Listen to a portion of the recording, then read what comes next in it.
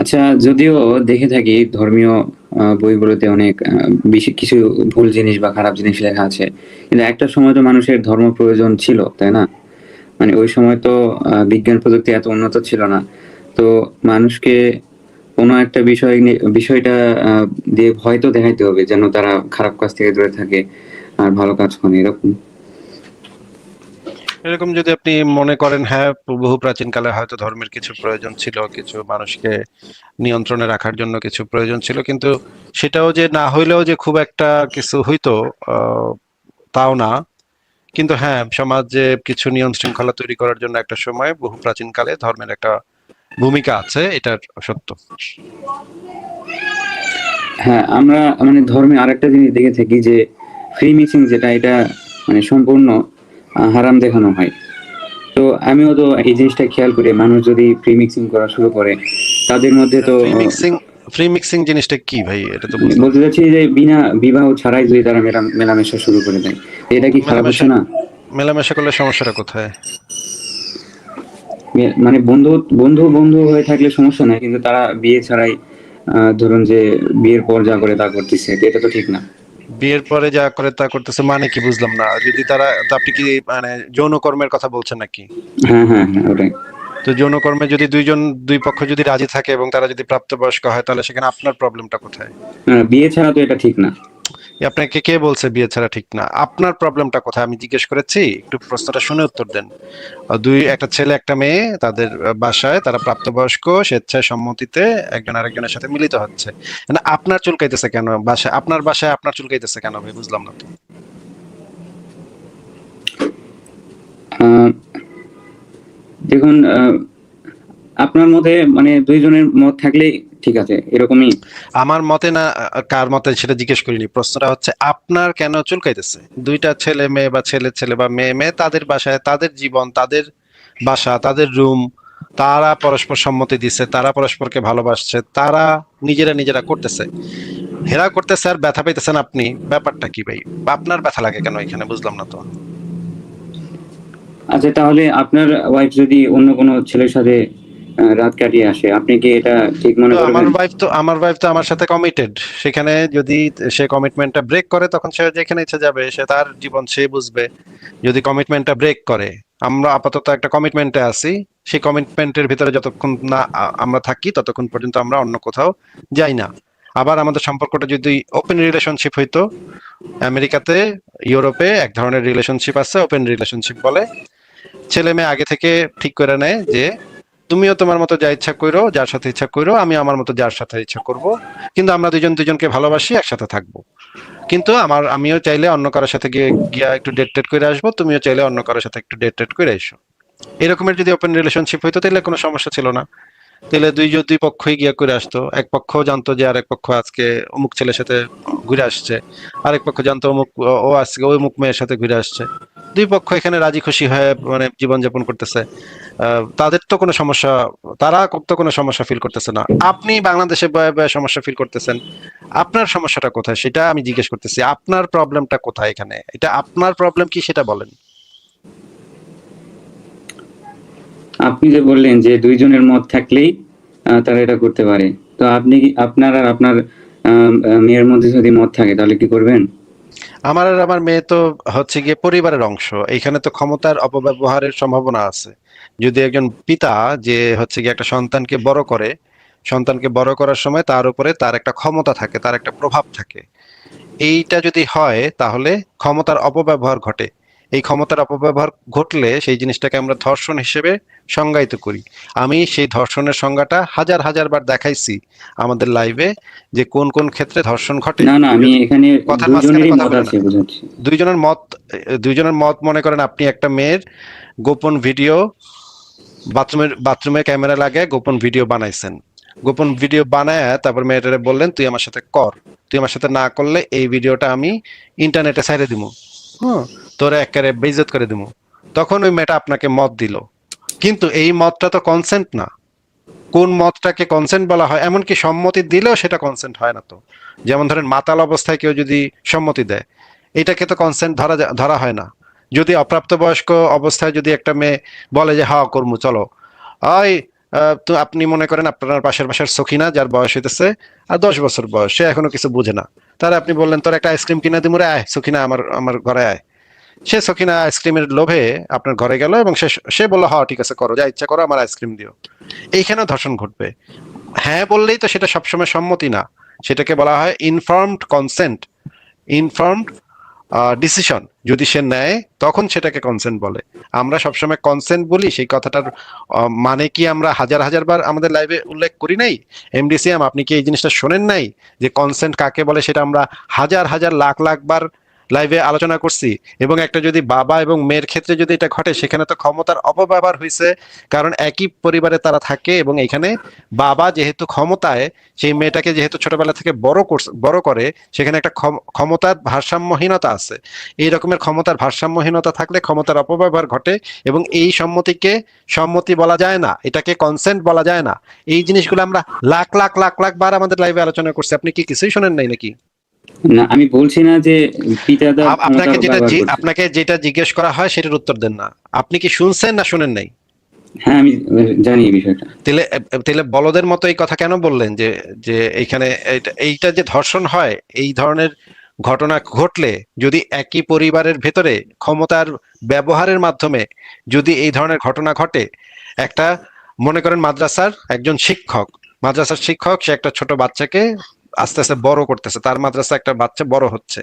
এই ক্ষেত্রে আপনি এই ক্ষেত্রে সেই মাদ্রাসার শিক্ষকটা কখনোই সেই মাদ্রাসার ছাত্রটার সাথে কোনো ধরনের কোনো যৌন কর্ম করতে পারে না। এমনকি অনেক ইউরোপ আমেরিকাতে অনেক স্কুল ইউনিভার্সিটিতে এই রকমের নিয়ম আছে যে কোনো টিচার তাদের স্টুডেন্টের সাথে কোনো ধরনের যৌন কর্ম করতে পারবে না, কারণ এখানে ক্ষমতার পার্থক্য আছে।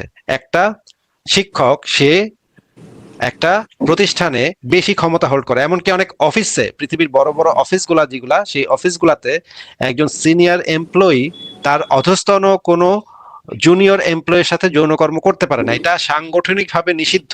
এটা অর্গানাইজেশনের ভিতরে সেই রুলস এন্ড রেগুলেশনস এর ভিতরে থাকে যে ঊর্ধ্বতন কর্তৃপক্ষ যদি তার অধস্তন কোনো কর্মীর সাথে যৌনকর্ম করে, সেটা অ্যাকসেপ্টেবল না, সেটা রেপ হিসেবে ট্রিট হবে। কারণ কারণ কি, একজন বস সে চাইলে তার ক্ষমতা ব্যবহার করে তার অধস্তন যারা আছে সেই অধস্তনদের সাথে অধস্তনদের সুবিধা উপরে এক ধরনের প্রভাব বিস্তার করতে পারে তার ক্ষমতার কারণে, এবং সেইটা দ্বারা সে তাদের কাছ থেকে সম্মতি আদায়ও করে ফেলতে পারে। লোভ দেখাতে পারে, যে তোমার একটা টিচার লোভ দেখাতে পারে একটা মেয়েকে যে তোমারে আমি পাশ করাবো না, তুমি যদি এটা না করো আমার সাথে তাহলে পাশ করাবো না, তোমারে ফেল করায় দেবো, তোমারে একদম এফ গ্রেড দিয়ে দেবো। এই ধরনের যদি সিচুয়েশন গুলা যেগুলাতে ঘটে, সেই সমস্ত ক্ষেত্রে আমরা স্ট্রিক্টলি এই জিনিসগুলোকে রেপ হিসেবে ট্রিট করি, কারণ এইখানে ক্ষমতার অপব্যবহার আছে। আপনার এই জিনিসগুলো তো আমরা হাজার হাজার হাজার বার আলোচনা করছি, কেন এরপরেও এগুলা জানার পরেও কেন এই চুনাহাগার মতো প্রশ্নগুলা করেন ভাই? এটা তো বুঝি না। এগুলো তো একেবারে চুনাহাগা, মানে মুমিন টাইপের কোশ্চেন। একটা বাবা যদি করে তার মেয়ের সাথে, বা চাচা যদি তার ভাতিজির সাথে করে, এই জিনিসগুলাতে ক্ষমতার ব্যবহার আছে। ক্ষমতার ব্যবহার যখন থাকবে, যদি একই পরিবারে একই জায়গাতে তারা জীবনযাপন করে, বসবাস করে, তাহলে এখানে ক্ষমতার ব্যবহার আছে।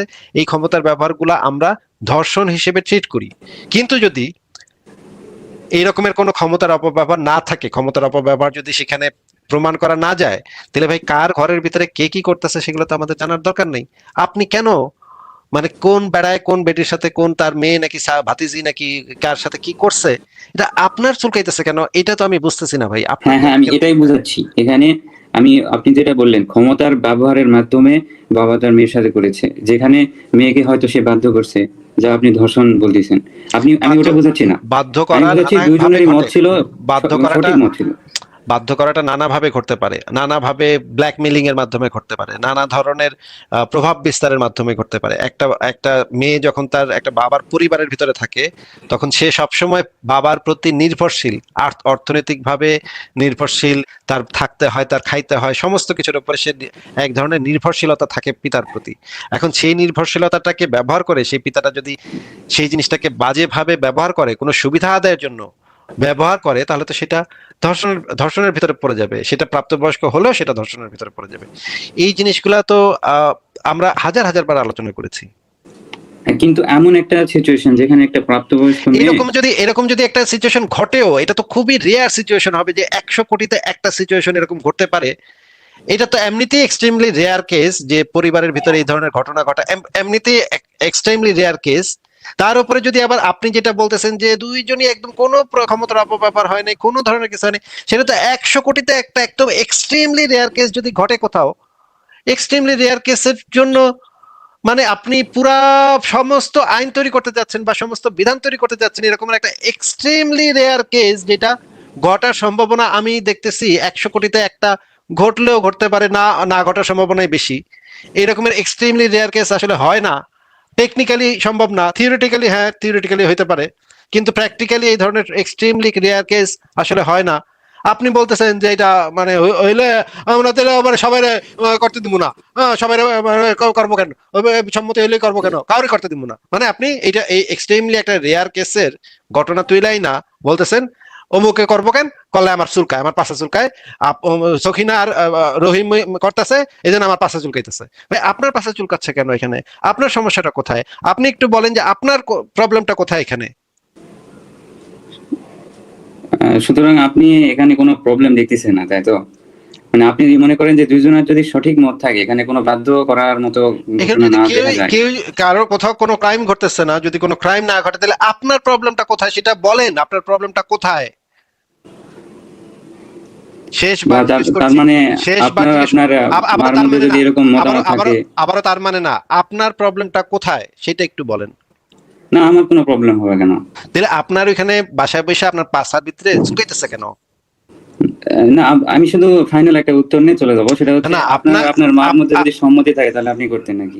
এখানে তো ক্ষমতার অপব্যবহার আসবে, এখানে তো ক্ষমতার না, না, অপব্যবহার এখানে যদি হয়, ক্ষমতা আপনি ক্ষমতা দেখাননি, দুজনেরই সঠিক এখানে মত তো ছিল। আমার তো ইচ্ছেই নাই, তাহলে এটা ঘটবে কেন ভাই, আমার তো না, যদি এই থাকতো ধরনের তাহলে ইচ্ছেই নেই। করতেন, মানে ওই বিষয়ে আপনি সহমত দিচ্ছেন। তার আরো আরেকজনের তো এখানে মানে সম্মতি লাগবে, তারও সম্মতি লাগবে, এটা তো এক্সট্রিমলি রেয়ার কেস মানব ইতিহাসে, এরকম রেয়ার এক্সট্রিমলি হোক, রেয়ার কেস। থিওরিটিক্যালি তো সঠিক।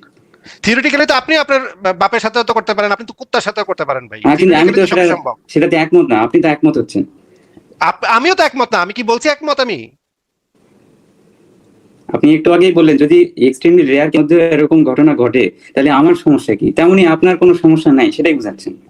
আপনার সমস্যাটা কোথায় ঘটতেছে সেটা তো আপনি এখনো বলেন নাই, তাহলে আপনি তো এইমাত্র বললেন না আপনার কোনো সমস্যা নাই, আপনি এইমাত্র আপনারও বলছেন না সমস্যা নাই, আপনার তাই তো? কোনো সমস্যা নেই। আপনার সমস্যা আজ থাকলে বলেন বুঝতে কোথায় পারছি ম্যাম, সমস্যা। তার মানে বুঝতে পারছি, বুঝতে আপনার আপনার সমস্যাটা যদি বুঝছি কোথাও ভাই। থাকে, আপনি হ্যাঁ বলেন বলেন বলেন। আপনি এই বিষয়টাকে লিগালিটি দিচ্ছেন। যদি কোনো মা ছেলের মধ্যে যদি একদম মানে সম্পূর্ণ মত থাকে তাহলে তারা করতে সম্পূর্ণ পারে, মত, এতে কারো সম্পূর্ণ সমস্যা মত, হবে না। সম্পূর্ণ মত এরকমের এক্সট্রিমলি রেয়ার কেস যদি কোথাও ঘটে কখনো, যেখানে যেটাকে আমরা ধর্ষণ হিসেবে আইডেন্টিফাই করতে পারবো না, তাহলে সেখানে তো আমাদের কোনো যুক্তি নাই তো, যে তাদেরকে আমরা মানে কোনো অপরাধী সাব্যস্ত করব, কোনো যুক্তি আছে আপনার কাছে এটাকে অপরাধ হিসেবে সাব্যস্ত করার জন্য কোনো যুক্তি আপনার কাছে আছে? একজন মা ছেলে বা বাবা মেয়ের মধ্যে এটা ঘটা সম্পূর্ণ নিকৃষ্টতম একটা ঘটনা, যেটা আপনি এটা বিভিন্ন ধর্মের আপনার মধ্যেও কাছে, দেখতে পারেন। এটা আপনার এটা কাছে নিষেধ করা নিকৃষ্ট, আছে। আপনার কাছে নিকৃষ্ট ঘটনা হইতে পারে, আপনার কাছে, আমার কাছে যেমন ইসলাম ধর্ম যে গ্রহণ করে সেটা একটা নিকৃষ্ট ঘটনা, আপনার কাছে আমার কাছে যেরকম আপনার মতো চুনাহাগা মুমিন হয়ে জন্মানো এটা একটা নিকৃষ্ট ঘটনা ভাই, হ্যাঁ। আপনার মনে কিন্তু করায় কি কিন্তু যায় আসে? আবার আবার আপনার কথার মাঝখানে কথা বলতেছেন কেন? আমার মনে হইতে পারে আপনার মতো চুনাহাগা গুলার পৃথিবীতে জন্মানো এটা একটা নিকৃষ্টতম ঘটনা, এই রকমের চুনাহাগা গুলার জন্মানো উচিত না। এইগুলার মায়ের উচিত ছিল ছোটবেলা মানে লবণ দিয়া মুখে এইদিরে, এই যে জঙ্গি জিহাদি গুলো আপনারা যারা জঙ্গি জিহাদি আছেন এইদিরে মুখের ভিতরে লবণ দিয়া ইয়া করে ফেলা উচিত ছিল। আমার যদি এটা মনে হয়, এটাকে তো আমি লিগ্যাল একটা ফ্রেমওয়ার্কে আনতে পারবো না, আমি তো এটা বলতে পারবো না যে ভাই আমার মনে হইতাছে, আমার ইচ্ছা করতেছে এই রকমের সুনাহাগা মুমিন গুলারে জন্মের সময় লবণ দিয়ে মেরে লেই। তার মানে তো এটা না যে আমি এটাকে লিগ্যাল একটা ইয়া রুলে পরিণত করতে পারবো। আমার একজন ব্যক্তিগতভাবে যে কোনো চুনাহাগার যে কোনো জিনিস মনে হইতে পারে, একজন চুনাহাগার মনে হইতে পারে নাস্তিক গুলারে মেরে লাইছল, কিন্তু এটা তো একটা লিগ্যাল ইসের ভিতরে আসতে পারে না, তার মনে হওয়া হই দিয়া, কার মনে হওয়া হই দিয়া। তো এইগুলা আইন তৈরি করা যায় না, অপরাধ হিসেবে কোনো কিছুকে সাব্যস্ত করতে হইলে আমাদের তো সেই যুক্তি এবং প্রমাণ দেখাইতে হবে যে এইটা কিভাবে অপরাধ। যদি এই ক্ষেত্রে দুইজনের একদম সম্পূর্ণ সব দিক থেকে পারফেক্টলি সম্মতি থাকে, সেখানে তো আমাদের সেটাকে অপরাধী হিসেবে সাব্যস্ত করার কোনো ওয়ে নাই। আপনি তো সেই রাস্তাটা আগেই বন্ধ করে দিলেন যে কোনো কিছু সব একদম পুরো পারফেক্ট, হ্যাঁ কোনো জায়গায় কোনো অপরাধ সংঘটিত হয় নাই, দুইজনের সম্পূর্ণ একদম মানে প্রাপ্তবয়স্ক, দুইজনের একদম সজ্ঞানে এই কাজটা করছে, এইটা যদি আপনি তো এখান দিয়ে সবকিছু বাইর করে দিচ্ছেন, সবকিছু থেকে এগুলা বাইর করে দিচ্ছেন একদম। এরপরে যদি এটা করে তাহলে তো আর আমাদের কোনো ওয়ে নাই এটাকে আটকানোর, বা আমাদের তো কোনো ওয়ে নাই এটাকে অপরাধ হিসেবে সাব্যস্ত করা। আমাদের কাছে তো কোনো যুক্তি নাই। যদি কোনো যুক্তি না থাকে তাহলে তো আপনি কিসের ভিত্তিতে, খালি জাস্ট আপনার মনে হইতাছে ভাই, আমার মনে হইতাছে পাথর ছেড়ে বেড়ালাম, আমার ভালো লাগতেছে না এগুলা, হ্যাঁ এগুলা ভালো লাগতেছে না, আমি বাসায় বাসায় গিয়ে নক করে দেখবো, ওই ভাই কলিমুদ্দিন ভাই আপনারা কি বাসায় কি আপনারা মা ছেলে করেন টরেন নাকি? না করেন না, ও আচ্ছা আচ্ছা, আমি আরেক আরেক বাসায় যাই, আরেক বাসায় গিয়ে আপনি জিগাইবেন, ওই ভাই আপনি এটা করেন নাকি করেন না, তো করেন ওই, তারপর আপনি গিয়ে কোপাকুপি শুরু করবেন। এই জিনিস তো আমাদের সমাজে আমরা একসেপ্ট করব না। আর 2 নম্বর কথা হচ্ছে, ভাই এই সমস্ত মাস ছেলে এগুলো তো আপনার ধর্মগ্রন্থে আছে। আপনাদের যে আদম হাওয়ার কেচ্ছা, সেই আদম হাওয়ার কেচ্ছার ভিতরে 2 ভাই বোন এগুলা করছে, এগুলো আপনাদের কোরআনের ভিতরে, হাদিসের ভিতরে, সিরাত তাফসির এগুলোর ভিতরে আছে, যে আপনাদের এবং আপনাদের যে মানে নবী সে তার মানে ফুফাতো বোনকে বিয়ে করছে। আপনার যে আপনাদের ধর্মের ভিতরে, আপনাদের এই যে মানে জঙ্গি ধর্ম, এটার ভিতরে যে ফার্স্ট ব্লাড কাজিনকে বিয়ে করার মানে বিয়েটা হালাল এটা আছে। ফার্স্ট ব্লাড কাজিনও তো আমরা মানে মানে ডিসকারেজ করি, ফার্স্ট ব্লাড কাজিনের সাথে বিবাহ শাদী যৌন সম্পর্ক এটা পর্যন্ত আমরা ডিসকারেজ করি। আর আপনি আসছেন যে মা মা ছেলে ভাই, ভাই আপনারা এই মা ছেলে মুমিন ভাই গুলা এখানে মাছ একদম, ছেলে কোথায় আছে বলেন তো? আবারও মানে কথার মাঝখানে কথা বলতেছেন।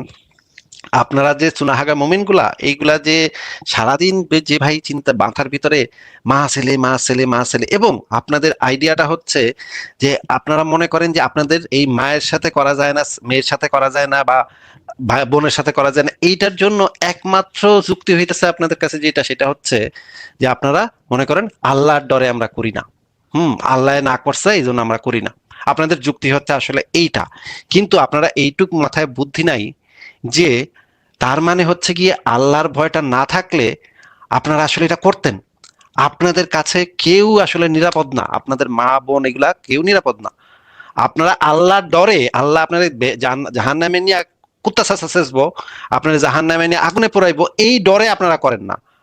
কিন্তু আমরা তো এমনিতেই করি না। এবং মজার ব্যাপার হচ্ছে যে এই রকমের কি আপনারা দেখাতে পারবেন কয়েকটা উদাহরণ যে মানে নাস্তিকরা এই কাজ করে বা নাস্তিকরা এই কাজ করছে? আমি আপনাকে গ্যারান্টি দিতে পারি এরকমের কোনো উদাহরণ আপনারা দেখাতে পারবেন না, বরঞ্চ আমরা উদাহরণ দেখাতে পারবো যে আপনারা এই কাজগুলা করেন ভাই, মানে একদম স্ট্রেট আপনারা এই কাজগুলা করেন না। আমি একটু স্ক্রিন শেয়ার দিব এখন।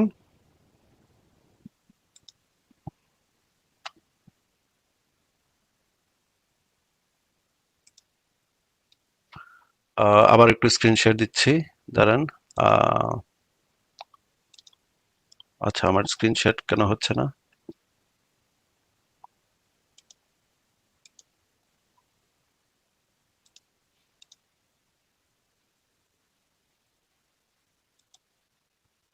আচ্ছা, এই ব্রাউজারটা দিয়ে আমি কোন, আচ্ছা আপনাকে একটু ব্যাক সাইডে রাখছি, আমার আরেকটা ব্রাউজার দিয়ে ঢুকতে হবে, কারণ এই ব্রাউজার দিয়ে আমি স্ক্রিন শেয়ার দিতে পারছি না। স্ক্রিন শেয়ার দিতে হবে, স্ক্রিন শেয়ার দিয়ে কয়েকটা ভিডিও দেখাতে হবে, যে ভিডিওগুলোতে দেখা যাবে যে আপনাদের ভিতরে এই জিনিসগুলো হচ্ছে মানে একদম কমন প্র্যাকটিস। আমি এক মিনিটের মধ্যে আসতেছি। হ্যালো, আবার চলে আসলাম। আপনারা কি এখন বোধহয় বেটার শুনতে পাচ্ছেন? আমি আপনাদেরকে তাহলে মানে ইসলামের যে বিধান, ইসলামের যে মানে এই বিষয়ে যে কি বলে সেগুলো আমরা একটু বের করব, এবং কয়েকটা জিনিস একটু দেখব যে আহ, মুমিনদের ভিতরে এই জিনিসের প্রবণতা ব্যাপক হারে দেখা যায়। হ্যাঁ, এবং এই বিষয়ে বেশ কিছু ভিডিও আমার কাছে আছে, সেই ভিডিওগুলো একটু চালায় দেখাই আপনাদেরকে।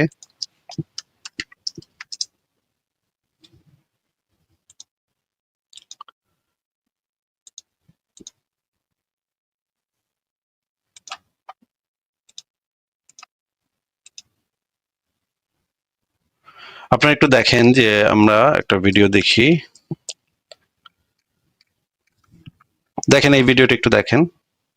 কাকুর পক্ষ থেকে আমি প্রশ্ন করছি, ওনার মানে প্রশ্ন করার মতো কোনো ইয়া নাই, কোনো ওয়ে নাই। উনি মানে উনি জানার জন্য অস্থির হয়ে আছেন। উনি ওনার বাবার দ্বারা মানে অ্যাবিউজ হয়েছেন, বলতে উনি ওনাকে শারীরিকভাবে বিভিন্ন মানে ওনার অঙ্গ প্রত্যঙ্গ উনি সরাসরি টাচ করছেন, কিন্তু শারীরিক সম্পর্ক করার চেষ্টা করছেন অনেকভাবে, কিন্তু পারেন নাই। ঠিক আছে, বিষয়টা ওনার মা জানেন। হ্যাঁ, তো এখন উনি কি করবেন? ওনার কি বাবার সামনে ওনার পরিপূর্ণ পর্দা করা জায়েজ হয়ে গেছে? এবং ওনার মা কি ওনার জন্য মানে ওনার হাজবেন্ডের জন্য কি মানে হারাম হয়ে গেছে, নাকি বিবাহ মানে ছুটে গেছে?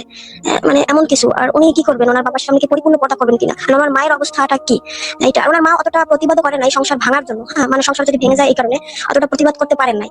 আর এই একই ঘটনা ঘটেছে মানে মানে শ্বশুরের সাথে, শ্বশুরও মানে এরকম মানে শারীরিকভাবে ওনার হাজবেন্ড বিদেশ, শারীরিকভাবে সম্পর্ক করার চেষ্টা করছে কিন্তু পারে নাই, বিভিন্নভাবে টাচ করছে, মানে অনেক জোরাজুরি বিভিন্ন অনেক কিছু হয়েছে কিন্তু পারে নাই, শারীরিক সম্পর্কটাই শুধু করতে পারে নাই। কোন শ্বশুর কি ওনার শাশুড়ির জন্য হারাম হয়ে গেছে কিনা এবং ওনার স্বামী এখনো ওনার স্বামী আছে কিনা, মানে এটা কি ওনার বিবাহ ভেঙে গেছে কিনা, এই মানে একই মহিলার ঘটনা না অন্য মহিলার ঘটনা বলেন? এটা আরেকটা আপু, দুটো পরিচিত আপু। এখন মানে ওনারা মানে ওইরকম মানে কারোর সাথে কোনো বলতেও পারতেছে না, কাউকে মানে জিজ্ঞাসা করার কোনো মানে ইয়ে পাচ্ছে না। এই কারণে আমাকে বলছে আমি এর সাথে জড়িত, এই কারণে আমি প্রশ্নটা করলাম, মানে আমিও আর কাউকে পাচ্ছি না জিজ্ঞেস করার মতো। আল্লাহ হেফাজত করুন। আউযু বিল্লাহি মিনাশ শাইতানির রাজিম।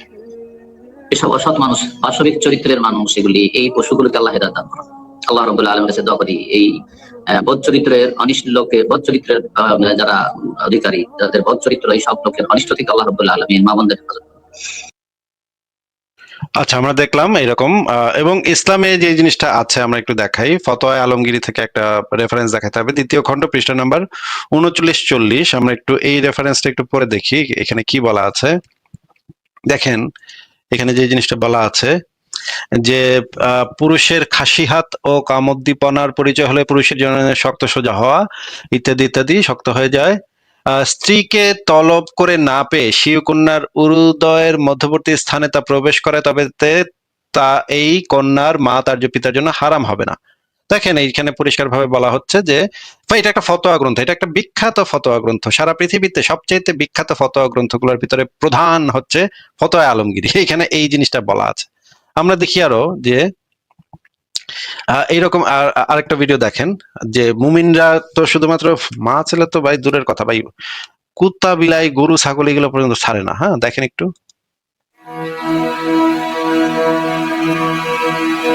আলাইহান আব্দুল্লাহ আপনি লিখেছেন আমি না বুঝে গরুর সাথে জেনা করে ফেলেছি। আলাইহান আব্দুল্লাহ আপনি লিখেছেন আমি না বুঝে গরুর সাথে জেনা করে ফেলেছি। शाबाश बेटा, बहुत बढ़िया मुन्ना। এখন আমার করণীয় কি? আর এই অপরাধের কি কোনো ক্ষমা আছে? মাআযাল্লাহ, আল্লাহ তাআলা মাফ করুন। অপরাধ সেটা যেটাই হোক না কেন, যত জঘন্যই হোক না কেন, আল্লাহ রাব্বুল আলামিনের কাছে যদি কেউ কায়মনোবাক্যে লজ্জিত হয়ে, অনুতপ্ত হয়ে নিজেকে ভৎসনা করে ক্ষমা চান আর নিজেকে পরিশুদ্ধ রাখবেন, পরবর্তীতে সেই সংকল্প দৃঢ়ভাবে করেন, আল্লাহ রাব্বুল আলামিন তাকে ক্ষমা করবেন ইনশাআল্লাহ বিইذنিল্লাহ। তওবার দুয়ার আল্লাহ তাআলা কারোর জন্যই বন্ধ করেন। আচ্ছা, আমরা আরো দেখি যে বাইবেলে এই জিনিসটা বলা আছে, লুতের যে 2 মেয়ের সাথে লুত নবী করেছিল, এবং ইসলামে যে হাবিল কাবিলের গল্প, সেই হাবিল কাবিলের গল্পটা আমরা একটু শুনে নেই। হাবিল কাবিল কি করছিল? আদম আলাইহিস সালামের এই জীবন পরিক্রমার সবচেয়ে গুরুত্বপূর্ণ একটি মজার বিষয় হচ্ছে যে কিছুদিন পরেই তাদের কুলকে আলোকিত করে, তাদের সংসারকে আলোকিত করে নতুন প্রজন্ম আসতে শুরু করলো। এবং আদম আলাইহিস সালাম এবং হাওয়া আলাইহিস সালামের মাধ্যমে যে সন্তানরা পৃথিবীতে আসতো তারা ছিল অলওয়েজ টুইন বেবি বা যমজ সন্তান হিসেবে আসতো। সর্বপ্রথম আল্লাহ তাআলা তাদেরকে একটি সন্তান, একটি ছেলে সন্তান এবং একটি মেয়ে সন্তান দিয়ে ধন্য করলেন, এবং তারা তাদের নাম রাখলেন, ছেলেটির নাম রাখলেন কাবিল, মেয়েটির নাম রাখলেন আকিলা। এবং তারপরের বছর আবারও হাওয়া আলাইহিস সালাম গর্ভবতী হয়ে সন্তান জন্ম দিলেন। সেক্ষেত্রেও একটি ছেলে একটি মেয়ে, কারণ এই ছেলে মেয়েদের বিয়ে দেওয়ার তখন পদ্ধতি ছিল এই বছর যেই ছেলে জন্মগ্রহণ করেছে সেই ছেলের সাথে পরের বছরের মেয়ের বিয়ে হতো, এবং এই বছর যে মেয়ে জন্মগ্রহণ করেছে তার সাথে পরের বছরের ছেলের সাথে এভাবে ক্রসিং সিস্টেমে বিয়ে হতো। যেহেতু পৃথিবীতে আর কোনো মানুষ তাদের আশেপাশে ছিল না, ফলে নিজেদের ভাই বোনদের মধ্যে বিয়ে হতো, তবে ওলট পালট করে। তো এর ফলে বাই ডিফল্ট আদম আলাইহিস সালামের ছেলে কাবিলের ভাগ্যে এসে জুটলো তার পরের টার্নের যে বোন জন্মগ্রহণ করেছে হাবিলের সাথে, তার নাম ছিল লাবুদা। লাবুদার সাথে কাবিলের বিয়ে হবে এবং হাবিলের সাথে ইকরিমার বিয়ে হবে, এটাই ফিক্স করা হবে। কিন্তু এখানে একটি সমস্যা দেখা দিল, সেটি হচ্ছে ইকরিমা ছিল খুবই সুন্দরী, she was a very beautiful lady. ফলে কাবিল এটা মেনে নিতে পারেনি। সে প্রশ্ন উত্থাপন করলো যে কেন আমি লাবুদাকে বিয়ে করবো?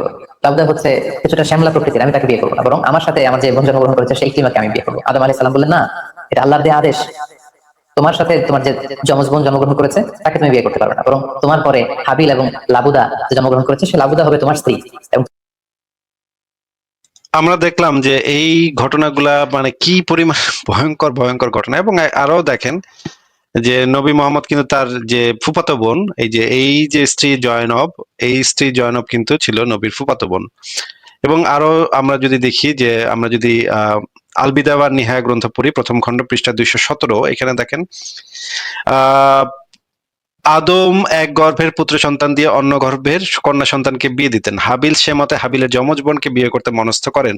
কাবিল বয়সে হাবিলের চাইতে বড় ছিল, তার বোন ছিল অত্যাধিক রূপসী। মানে দুই বোন নিয়ে টানা হেঁচড়া। এরা হচ্ছে এই হাবিল কাবিল দুই বোন নিয়ে টানাটানি করছিল, এবং পরে এই ফার্স্ট ব্লাড কাজিনও তো ইসলামে মানে বৈধ। এই যে দেখেন এখানে যে জিনিসটা বলা আছে, ফাতিমা থেকে আলীর 4 জন সন্তান জন্ম হয়। উম্মে কুলসুমকে হযরত ওমর ইবনুল খাত্তাব বিয়ে করেন। দেখেন এদের সম্পর্ক কিন্তু মানে ভয়ঙ্কর রকমের প্যাচাই না সম্পর্ক। এই যে আলী কিন্তু ছিল ফাতিমার চাচা, হ্যাঁ, এটা বিয়ে করছে। কাজিন বিবাহ নিষিদ্ধ করা অসম্ভব। এখানে একটা মানে আমরা জানি যে কাজিনদের ভিতরে যদি এই ধরনের মানে সম্পর্ক হয়, বৈবাহিক বা যৌন সম্পর্ক হয়, তাহলে তাদের ভিতরে যে বাচ্চাগুলা পয়দা হয়, সেই বাচ্চাগুলোর ভিতরে এই রকমের চুনাহাগা মুমিনদের মতো প্রতিবন্ধী শিশু, মানে যারা হচ্ছে প্রতিবন্ধী শিশু, এই রকমের শিশু জন্ম হওয়ার সম্ভাবনাটা বেড়ে যায়। এই জন্য বিজ্ঞানীরা এবং যারা হচ্ছে গিয়ে আধুনিক সভ্য পৃথিবীতে এই জিনিসগুলা ডিসকারেজ করা হয়, এবং আইনগতভাবে কিন্তু এই ফার্স্ট ব্লাড কাজিনদেরকে বিয়ে করা নিষিদ্ধ। আপনি করতে পারেন যদি আপনি কোর্টে গিয়ে নানা ঝুঁকি ঝামেলা করেন, তখন গিয়ে আপনি করতে পারেন, কিন্তু খুবই ডিফিকাল্ট একটা কাজ যে ফার্স্ট ব্লাড কাজিনদেরকে বিয়ে করা। এটা কিন্তু সভ্য সমাজে নিষিদ্ধ একটা ঘটনা। কিন্তু দেখেন এখানে কিন্তু একটা ফতোয়া দেয়া আছে যে সৌদি আরব থেকে রুলিং অন ম্যারিং কাজিনস। এখানে যে জিনিসটা বলা হয়েছে, among the most prominent evidence of this fact is that the Prophet married his daughter Fatima to Ali, and he is the son of her father's uncle, as well as the marriage of the Prophet himself to Zainab bint Jahsh. এই যে Zainab bint Jahsh, and she is her aunt's daughter, his cousin, and there are many other such examples. মানে হচ্ছে এই জিনিসটাকে কখনোই ইসলামে এই জিনিসটাকে কখনোই আপনি নিষিদ্ধ করতে পারবেন না।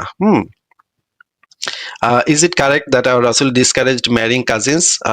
এটার উত্তর সে দিচ্ছে যে না, এটা কোনো অবস্থাতেই সম্ভব না।